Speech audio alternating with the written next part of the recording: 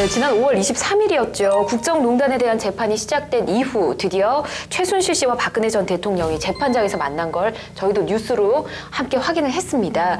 국민적 관심이 굉장히 높았잖아요. 그렇죠. 사실 저 역시도 관심이 굉장히 높았어요. 왜냐하면 전직 대통령이 뭐 그전에도 물론 그 뭐 전두환 대통령이라든지 노태우 대통령이 있기는 했지만 그래도 그 가까운 얼마 전에 이제 바로 대통령이었던 맞아요. 분이 그렇게 이제 재판을 받는 모습을 볼 거라고 하니까 사실 좀 기대 반 그리고 걱정 반 이게 되더라고요. 네. 그래서 생중계까지 됐죠. 맞아요. 사실 그래서 많은 국민들이 TV로 통해서 보지 않았을까 싶습니다. 네, 생중계도 된 만큼 굉장히 관심이 높았기 때문에 근데 또 이에 대한 방청권도 엄청난 이슈가 됐었잖아요. 그렇죠. 사실 그 최순실 씨 재판 경우에도 방청권의 그 경쟁률이 굉장히 높았어요. 그때 2.6대 1이었거든요. 그래서 아 정말 그것도 높다. 왜냐하면 일반인들 재판 같은 경우에는 그냥 공개가 돼 있어도 뭐 아무도 잘 안 가거든요. 그렇죠. 뭐 거의 오는 사람이 없는 편이죠. 당사자 말고는 거의 뭐 관심이 없죠. 근데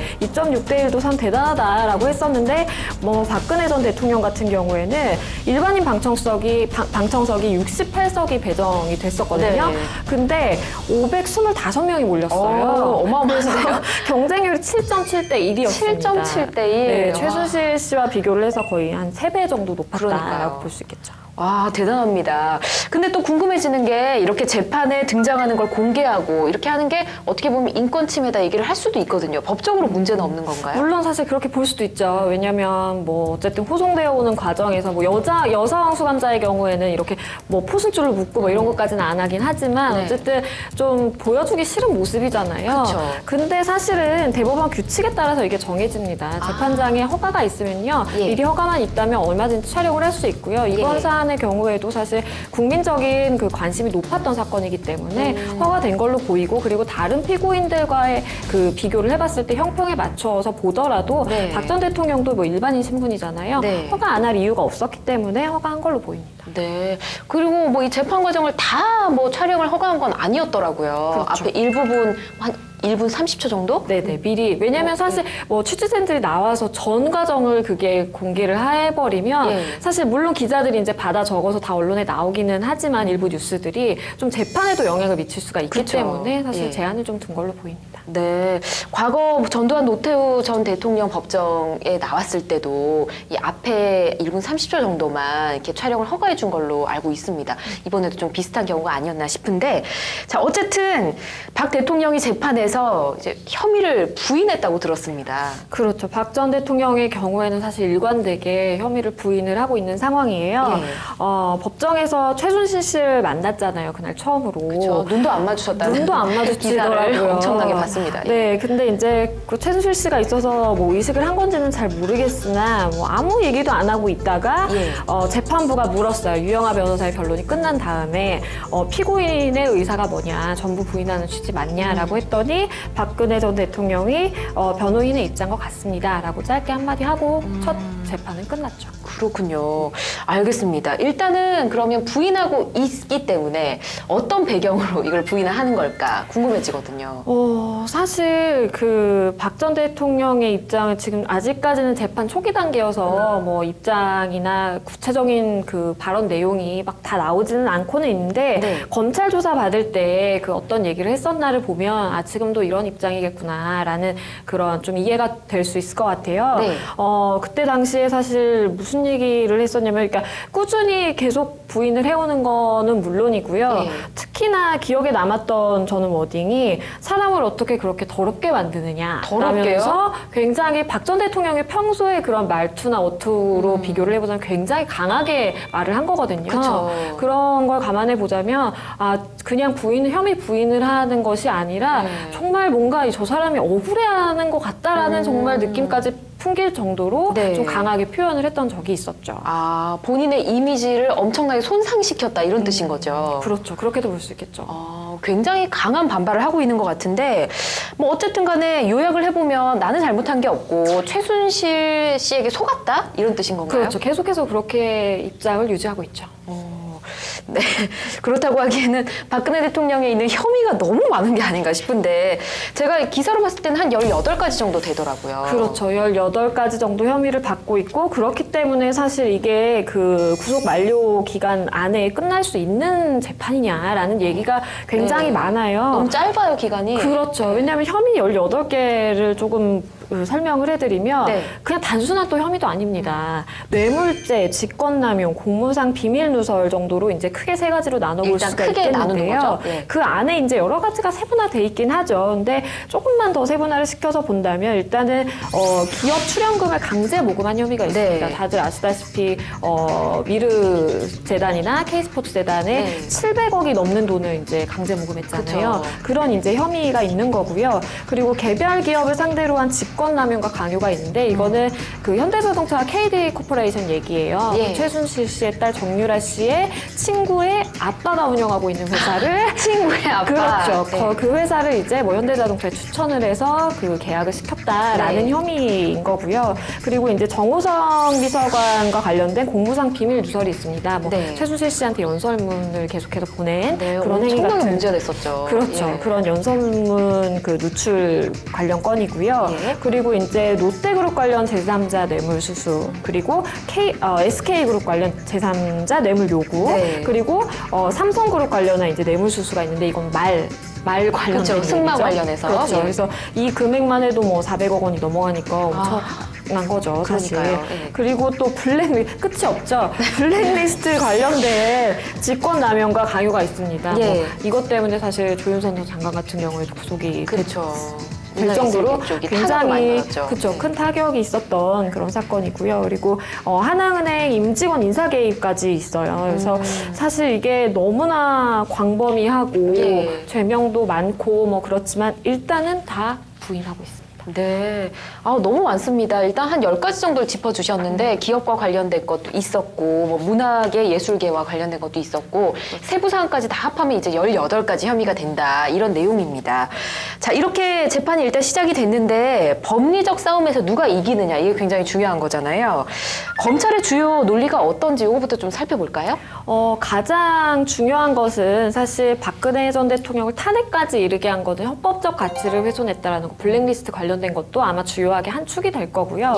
그리고 더불어서 이제 형사재판으로 보자면 형량이 가장 크게 나올 수 있는 뇌물죄라고 볼 수가 있겠죠. 그래서 아무래도 검찰에서는 좀 뇌물죄에 주력을 해서 지금 변론을 준비하고 있는 걸로 보이고, 왜냐하면 그럴 수밖에 없는 게 사실 만약에 박근혜 전 대통령의 뇌물죄가 인정이 안 되게 되면 그거랑 관련된 SK라든지 롯데, 뭐 삼성 다 관련돼서 그 영향을 미칠 수밖에 없는 거죠. 왜냐하면 뇌물을 받은 사람이 무죄라고 한다면 사실상 논리로 봤을 때는 준 사람도 그럼 무죄여야 되잖아요. 그렇기 때문에 뇌물죄에 아무래도 초점을 맞출 수밖에 없겠죠. 좀 뇌물죄가 형량이 가장 높기 때문에 여기에 초점을 좀 맞춘다 이렇게라고 얘기를 하셨잖아요. 이 외에도 뭐 여기 뇌물죄에 주목을 하는 이유가 또 있을까요?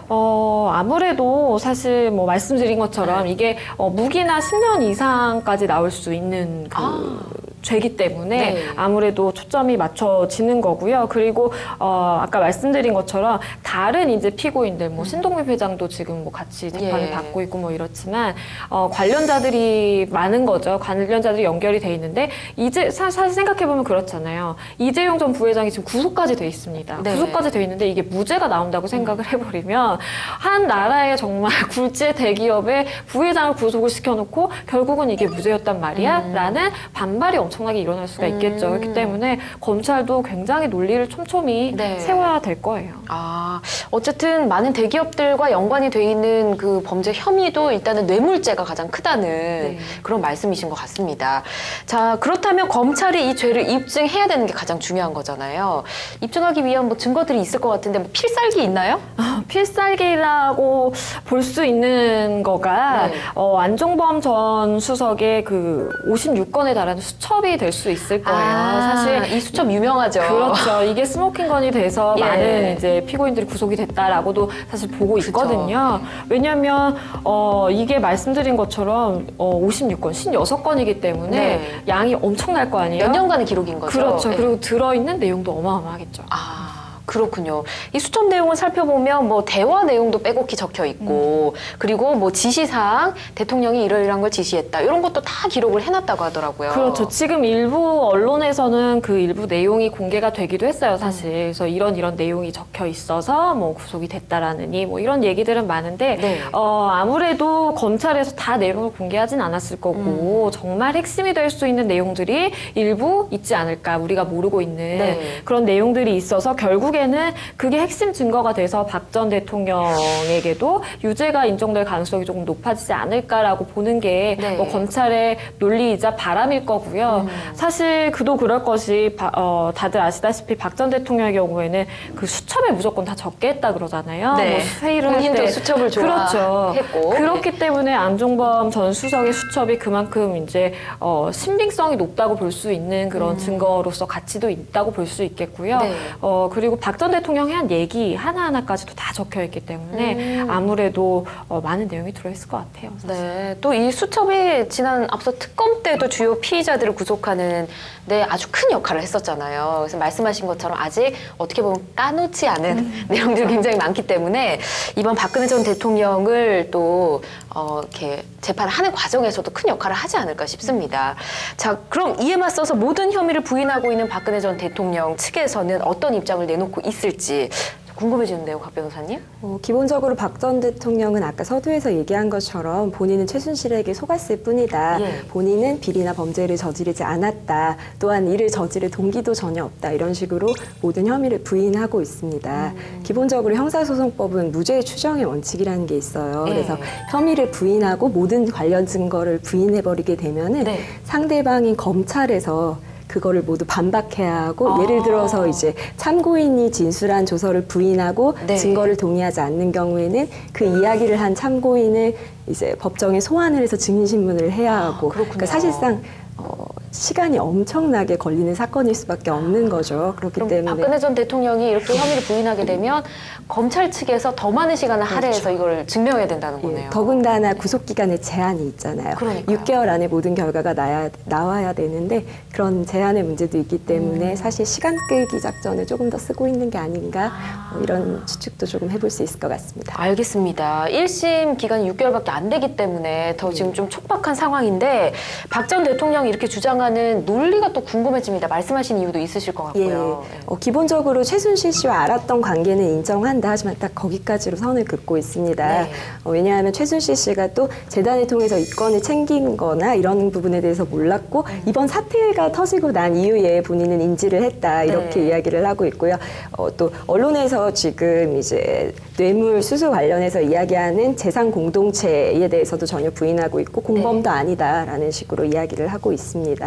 그리고 얼마 전 법정에서 변론 과정에서는 최근 검사들이 돈봉투를 받았는데 그렇다면 이 검사들도 본인과 마찬가지로 네. 수뢰죄에 해당하는 것이냐 이런 식으로 답변을 하기도 했습니다. 네, 이런 가운데 두 가지 관심 가질 만한 일이 일어났습니다. 하나가 서울중앙지검장으로 박영수 특검에서 수사팀장을 맡았던 윤석열 검사가 임명이 된 것이고 또 하나는 이제 정유라 씨가 덴마크에 있다가 귀국을 하게 되잖아요, 곧. 아마 영향을 미치지 않을까 싶은데 하나씩 좀 따져볼까요? 아무래도 이 두 가지 뉴스는 사실 박 전 대통령을 비롯해서 연관이 돼 있는 피고인들한테는 굉장히 악재가 될 수도 있을 둘 것 다 같아요. 악재일 것 같죠. 왜냐하면 예. 사실 윤석열 서울중앙지검장 같은 경우에는 특검에 소속돼 있던 검사잖아요. 네. 그렇기 때문에 얼마나 이게 특검과 검찰의 그 협의가 잘 돼서 시너지가 나겠느냐라는 거를 하나 이제 예측해 볼 수 있겠고요. 네. 그만큼 검찰 측에서 시너지가 난다고 한다면 피고인들한테는 사실 악재거든요. 네. 그래서 굉장한 악재다라고 볼 수가 있겠고 그리고 뭐 정유라 씨 관련된 이슈 역시 아마도 뭐 20일 날 그 송환 결정이 있었으니까 한 달 내에 그게 송환이 이루어져야 되거든요. 네. 그러니까 머지않은 미래에 아무튼 올 거예요. 네. 올 텐데 정유라 씨는 상대적으로 그 나이도 어리고 네. 그리고 최순실 씨의 딸이잖아요. 네. 그렇게 되면 사실 최순실 씨가 정유라 씨로 인해서 심리적으로 많이 무너질 수 있는 가능성도 있고요. 이거는 연쇄적인 도미노입니다. 최순실 씨가 무너지게 되면 그와 관련된 박 전 대통령 뭐 다 사실 그러네요. 영향이 끼칠 수밖에 없거든요. 네. 그래서 아무래도 정유라 씨가 소환되면 되면 정말 제 이막이 오를 수도 있다라고 보는 시각도 있습니다. 그래서 아마 뭐 재수사의 경우에도 최순실 씨의 딸인 정유라 씨가 소환된 이후에나 사실 가능하지 않을까. 네. 그리고 그때 사실 그 게시가 되는 게 효율적이라고도 볼 수 있겠고요. 그렇군요. 곽 변호사님은 이 두 가지 사안에 대해서 어떻게 보고 계신지 궁금하네요. 기본적으로 저도 양 변호사님이 얘기하신 것과 크게 다르지 않는 것 같습니다. 네. 기본적으로 지금 보도되고 있는 기사나 아니면 법조계 분석을 보면 정유라 씨가 송환되는 것이 재판에 있어서는 럭비공 같은 럭비공? 것이다 이런 표현을 하고 있습니다. 럭비공이 또 어디로 튈지 모른다 이런 의미인 건가요? 예, 맞습니다. 뭐 당연히 구체적으로 그게 어떤 식으로 어떻게 개입을 하고 또 어떤 영향을 줄지는 아무도 예측을 하지 못하겠지만 네. 아까 양 변호사님이 얘기하신 것처럼 어쨌든 혐의를 밝히고 이런 역할을 해야 하는 검찰 측에는 좀 더 유리하지 않나 이렇게 분석하는 것이 대다수입니다. 그렇군요. 앞으로 이 재판이 어떻게 진행될지 참 궁금해집니다.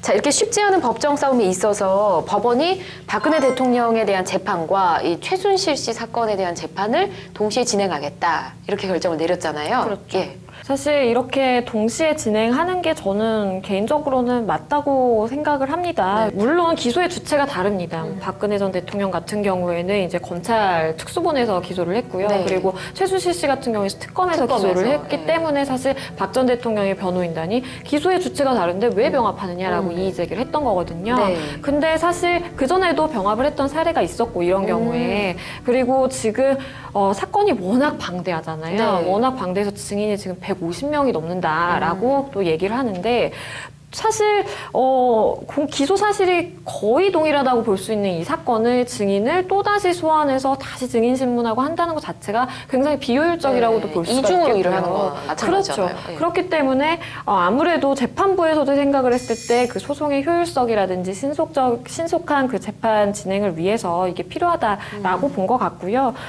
그리고 아까도 얘기가 나왔었지만 1심 선고를 이제 6개월 이내에 해야 되잖아요. 그쵸. 그럼 박근혜 전 대통령 같은 경우에 한 10월 16일까지 이제 재판이 결과가 나와야 된다는 건데 그 내에 그 병합을 하지 않고 어떻게 결과가 나올 수 있겠느냐라는 거를 생각해 볼 수 있을 것 같아요. 그래서 결국에는 뭐 효율성을 선택을 한 거다라고 네. 볼 수 있겠어요. 네, 자 그럼 이번 이슈에 대해서 마무리를 하기 전에 마지막으로 두 분께 한번 질문을 드려볼게요. 18가지 혐의로 진행되는 재판입니다. 박근혜 전 대통령에 대한 재판. 법조인 입장에서 본다면 어떤 결과가 나올 거라고 예상을 좀 하시는지요? 글쎄요, 저는 뇌물죄 입증이 정말 관건인 것 같아요. 왜냐하면 박근혜 전 대통령의 변호인단 측에서는 사실 삼성 쪽에서 변론을 잘 해주기를 바라고 있는 것도 있거든요. 왜냐하면 삼성에서 결과가 잘 나오잖아요, 예를 네. 들어서. 그러면 사실 박근혜 전 대통령도 그런 긍정적인 영향을 받을 수밖에 없는 거예요. 그렇겠죠. 박근혜 전 대통령 입장에서 보자면. 네. 그래서 아마도 그 변호인단 측에서는 이와 관련된 모든 피고인들의 변호인단들이 열심히 소송을 준비를 해서 다 이제 좋은 결과가 나오고 우리도 함께 가자라는 취지일 걸로 보이는데요. 과연 뭐 글쎄요, 그게 얼마나 가능할지는 왜냐면 거기에 맞서는 사실 특검과 검찰 측의 논리도 만만치가 않기 때문에 네. 그리고 수집된 증거도 만만치가 않기 때문에 과연 어떤 결과가 나올지 저도 굉장히 관심이 집중되는 사건이고요. 그리고 어떻게 결론이 나든지 간에 경제 공동체, 뭐 뇌물죄 관련해서 경제 공동체 관련된 얘기는 사실상 이게 하나의 선례로서 남을 수도 있는 네. 부분이기 때문에 많은 법조인들도 관심을 두고 지켜보는 사건이라고 생각을 합니다. 네. 자, 곽 변호사님은 어떻게 보시는지요? 그런 질문을 많이 들었어요. 주변에서 이제 좀 나이 많으시고 좀 보수적인 성향을 가지고 계신 분들께서 박근혜 대통령이 돈을 직접 받은 게 없다. 직접 받은 게 없다. 직접적으로 수령한 게 없는데 왜 뇌물 수수가 되냐? 네. 또는 왜 그게 제3자 뇌물공여죄가 성립이 되냐? 이렇게 질문하시는 분들이 좀 있었어요. 예. 근데 아까 이제 양 변호사님이 잠깐 얘기하신 것처럼 박근혜 전 대통령이 직접 수수하지 않았더라도 경제적 이해관계를 같이 하는 최순실 씨가 돈을 받았다면 뇌물 수수 뇌물수수가 적용될 수 있다라는 게 이번에 특검의 논리였기 때문에 네. 그 혐의로 기소가 된 거고요. 또 뇌물공여죄, 제3자 뇌물공여죄 같은 경우에도 박근혜 대통령이 직접 돈을 받지 않아도 예. 본인이 어떤 이해관계가 어쨌든 일치할 수 있는 그런 제3자에 대해서 뇌물을 주도록 이렇게 네. 지시를 하거나 또는 요구를 하는 경우에 성립될 수 있는 범죄거든요. 네. 그래서 사실상 이 재판에서 가장 큰 비중을 차지하는 부분들이 이런 뇌물죄와 관련된 이슈들일 것 같고요. 아까 양 변호사님이 물론 잘 말씀해 주셨지만 이것에 대한 구체적인 입증 또 반박이 주로 이루어질 것 같습니다. 그리고 네. 개인적으로 어떤 결과가 나올지 저도 참 궁금해서 지켜볼 예정입니다. 네. 두 분 다 그 뇌물수수에 관한 혐의는 있다, 분명한 거다라는 의견 쪽으로 좀 말씀을 해주신 것 같아요. 일단 어떤 결과가 나올지 좀 긴 시간이 걸리겠지만 함께 지켜봐야 할 것 같네요. 자, 지금까지 최순실 박근혜 국정농단 재판에 대해서 이야기를 두 분과 나눠봤는데 마지막으로 두 분의 촌철살인 한마디 들어보도록 하겠습니다. 자, 칠판에 써주십시오. 네, 두 분 모두 한마디 쓰셨는데요. 자, 양지민 변호사님부터 어떤 내용 쓰셨는지 볼까요? 이제 다음 장으로라고 다음 썼습니다. 이 의미가 뭐냐면 이번 사태를 통해서 사실 태극기 집회 측과 뭐 촛불 집회 측 너무 이제 양분화돼서 이제는 정말 우리가 하나가 되어야 된다라고들 얘기를 하잖아요. 네. 그래서 이제 다음 장으로 좀 넘어갔으면 좋겠다라는 바람이 있어서 이렇게 적어봤고요. 실제로 뭐 잘못한 사람들이 잘못한 거에 대한 그 처벌을 받고 책임을 지는 건 맞겠지만 국민의 입장으로서 정말 뭐 전 장관이던 분이 전 대통령이던 분이 전 비서실장이던 분이 저렇게 TV에 나와서 막 수의를 입고 막 호송 차량에 이끌려서 몸을 이끌려서 이렇게 가는 걸 보는 게 사실 굉장히 찹찹하거든요. 그렇죠. 그래서 이제는 빨리 좀 이게 마무리되고 다시는 이런 일 없이 좀 우리나라의 다음 장으로 넘어갔으면 좋겠다라는 생각으로 적어봤습니다. 네. 좋네요. 깔끔한 마음으로 새로운 장을 또 시작해보자. 네. 이런 의미로 좀 말씀을 전해주셨습니다. 자, 이번에는 곽 변호사님 그림을 그리셨네요. 네. 네. 저는 사법 정의의 실현 이렇게 쓰고 그림도 한번 그려봤는데요. 네. 정의의 여신이라고 많이 좀 들어보셨을 거예요. 법원 정의의 여신. 앞에나 아니면 그런 공공기관 앞에 동상이 많이 있는 경우가 많은데 보면 아시겠지만 이렇게 눈은 이렇게 보자기나 천 같은 걸로 가리고 있고요. 네. 한 손에는 칼을 또 한 손에는 저울을 이렇게 들고 있어요. 그래서 이 칼 같은 경우에는 권력, 힘을 의미하는 거고요. 네. 저울 같은 경우에는 이제 균형하게 이제 균형 잡힌 판단을 하는 걸 말을 하는 거고 이제 눈을 가리고 있는다는 것은 그 어떤 것에 치우침이 없이 네. 이제 정의롭고 올바른 판단을 하겠다는 뜻을 나타냅니다. 그래서 이번 재판에 참 많은 사람들이 관심을 가지고 있을 것 같아요. 그래서 이 재판이 정말 사법정의가 실현될 수 있는 그런 재판이 되길 바랍니다. 네. 검과 또 이제 저울 치우치지 말고 또 공정하게 해서 눈을 가린 것 같은데 그림까지 그려주신 변호사님 처음입니다. 좀 더 이해가 쉬우시라고. 네. 뭐 이렇게 설명을 해주셔서 더 쉬웠다고 일단은 받아들이도록 하겠습니다. 네, 알겠습니다. 잘 그리셨어요. 다음엔 좀 더 잘 그려보겠습니다. 다음에도 잘 부탁드리도록 네, 하겠습니다. 알겠습니다.